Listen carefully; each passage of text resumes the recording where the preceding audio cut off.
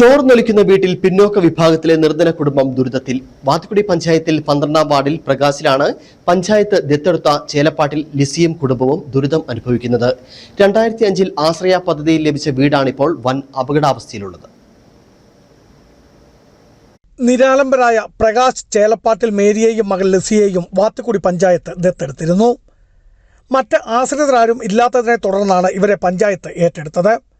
പിന്നീട് 2005-ൽ ആശ്രയ പദ്ധതിയിൽപ്പെടുത്തി പഞ്ചായത്ത് വീടും വെച്ച് നൽകി. എന്നാൽ വർഷം 20 കഴിഞ്ഞിട്ടും വീട് പൂർണ്ണമായും പണിതീർത്ത് നൽകാതെ വന്നതോടുകൂടി ഇപ്പോൾ പൂർണ്ണമായും ചോർന്നൊലിക്കുന്ന അവസ്ഥയിലുമെത്തി. 9-ാം ക്ലാസ് പഠിക്കുന്ന കൊച്ച് ഞങ്ങൾ വെള്ളത്തിലാണ് കഴിയുന്നത്. യാതൊരു ആശ്രയവും ഇല്ല. വെള്ളം ഭയങ്കരമായിട്ട് പെരുമാറ്റാനും പോലും നോക്കിയില്ല. പാചകം ചെയ്യുന്നതെല്ലാം വെള്ളത്തിൽ നിന്നാണ്. ഇനി കാലുവേദനയാണ് അനുഭവപ്പെട്ടുകൊണ്ടായിരിക്കുന്നത്. മേരി മരിച്ചതോടുകൂടി ഒറ്റപ്പെട്ടു പോയ മകൾ ലിസി പിന്നീട് വിവാഹിതയാകുകയും ഇപ്പോൾ ഭർത്താവും ഒന്നിച്ച് ഇതേ വീട്ടിലാണ് താമസവും. ഇരുവരും രോഗികളുമാണ്. 9-ാം ക്ലാസ്സിൽ പഠിക്കുന്ന ഒരു കുട്ടിയും ഉണ്ട് ഇവർക്ക്. പൂർണ്ണമായും ചോർന്നൊലിക്കുന്ന വീട് ഏതു സമയവും ഇടിഞ്ഞു വീഴാറായ അവസ്ഥയിലുമാണ്.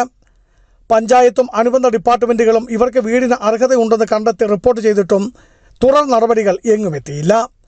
എനിക്ക് 9-ാം ക്ലാസ്സിൽ പഠിക്കുന്ന ഒരു കൊച്ചുണ്ട്. പഠിക്കുന്ന അവസ്ഥ ഇപ്പോൾ സാറ് നേരിട്ട് വന്ന് കണ്ടതല്ല. പഞ്ചായത്തിൽ അപേക്ഷ കൊടുത്ത്, കളക്ടറേറ്റിൽ അപേക്ഷ കൊടുത്ത് യാതൊരു മറുപടിയും കിട്ടുന്നില്ല.